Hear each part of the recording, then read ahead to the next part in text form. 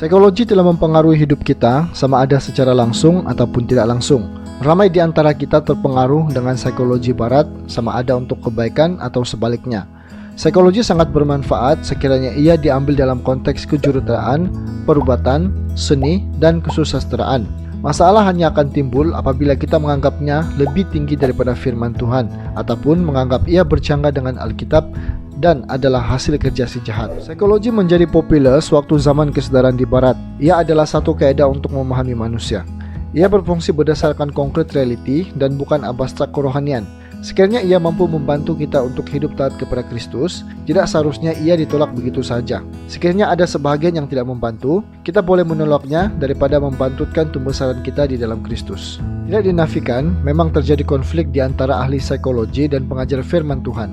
Ia dapat dielakkan sekiranya kedua-dua pihak mengambil masa untuk memahami bidang pihak yang lain. Kebanyakan ahli psikologi sekuler tidak mengendahkan kerohanian karena bidang mereka berasaskan kemanusiaan. Yang pertama, kita sering menganggap kenyataan-kenyataan psikologi sebagai piawai yang mutlak, meskipun pencipta asalnya tidak berpendapat sedemikian. Orang Kristen sering menggayakan idea psikologi sekuler dengan istilah Kristen dengan tujuan hendak menarik masyarakat modern untuk menghadiri gereja. Yang kedua, kita cenderung melihat kenyataan psikologi sebagai pesaing kepada kebenaran Alkitabiah dan bukan penyokong kepadanya. Ada setengah orang Kristen yang menentang sains psikologi, termasuklah kebaikannya. Oleh yang demikian, tidak ada ahli psikologi Kristen di dunia ini.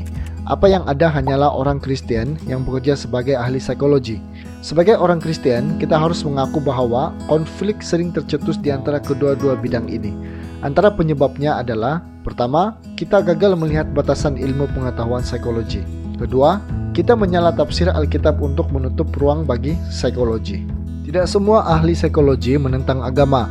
Ramai yang sadar akan kejahilan diri terhadap perkara di luar bidang mereka. Adalah menjadi harapan agar kita menyadari bahwa kita memerlukan mereka yang mahir di dalam kedua-dua bidang psikologi dan teologi. Adalah menjadi harapan kita agar mereka mampu menggabungkan psikologi dan teologi dengan usaha yang lebih telus. Masing-masing mempunyai batasan-batasan tersendiri karena kita belum melihat Kristus di dalam segala kemuliaannya. Adalah sangat penting bagi kita untuk membaca dan meningkatkan pemahaman di dalam usaha untuk mengintegrasikan iman dan psikologi yang Alkitabiah. Di dalam konseling pastoral, kita sering berhadapan dengan perhubungan yang agak dekat. Oleh itu, kita harus sentiasa berdiam di bawah naungan Allah yang Maha Esa. Kita harus memiliki jaminan sebagai anak Tuhan yang berharga. Identiti kita terletak di dalam Dia dan bukannya di dalam tugasan kita. Oleh itu, marilah kita meminta kasih, hikmat dan kebijaksanaan daripada Tuhan untuk melaksanakan tugas kita sebagai konselor pastoral. Marilah kita kenakan segala perlengkapan Allah, yaitu Tuhan Yesus Kristus sendiri. Dialah keselamatan, kebenaran, keamanan, dan firman Allah bagi kita. Bahkan iman yang kita miliki adalah iman anak Allah.